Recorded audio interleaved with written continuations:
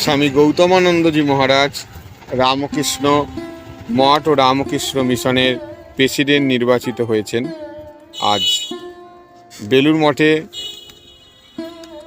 অছি পরিষদ আয়োজিত রামকৃষ্ণ মঠের এবং রামকৃষ্ণ মিশনের পরিচালন সমিতি আজ 24শে এপ্রিল 2024 তারিখে তিনি প্রেসিডেন্ট হিসেবে নির্বাচিত হলেন এবং এই সিদ্ধান্তটি গৃহীত হলো। পূজনীয় মহারাজ হলেন রামকৃষ্ণ সংঘের 17তম সংঘাধ্যক্ষ। গত 26শে মার্চ স্বামী শরণানন্দজি মহারাজের মহাসমাধি লাভ করেন এবং স্বামী গৌতমানন্দজি মহারাজ তার স্থলাভিষিক্ত হন।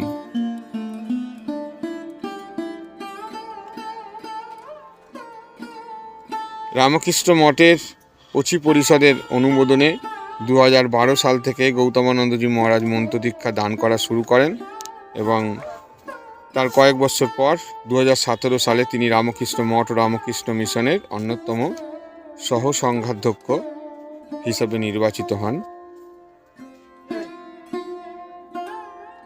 আর আজ আমরা জানি তিনি আমাদের সংঘের প্রেসিডেন্ট হিসাবে নির্বাচিত হলেন। 1929 সালে কর্ণাটকের বাঙ্গালুরুতে তিনি জন্মান।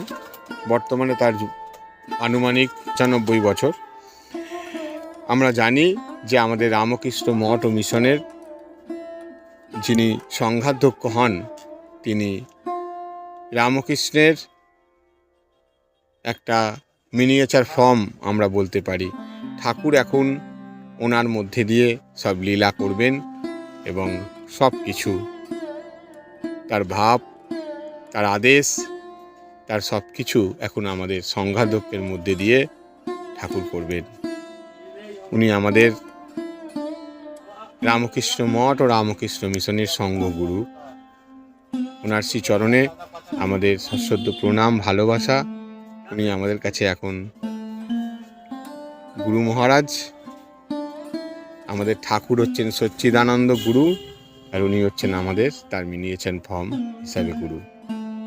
গুরু ব্রহ্মা গুরু বিষ্ণু গুরুর দেব মহেশ্বর গুরুর সাক্ষাৎ পরম ব্রহ্ম তস্मै শ্রী গুরুবে নমঃ। অখণ্ড মণ্ডলাকারং ব্যক্তং যেনং চরাচরম তদপদং দর্শিতং যেনং তস্मै শ্রী গুরুবে নমঃ।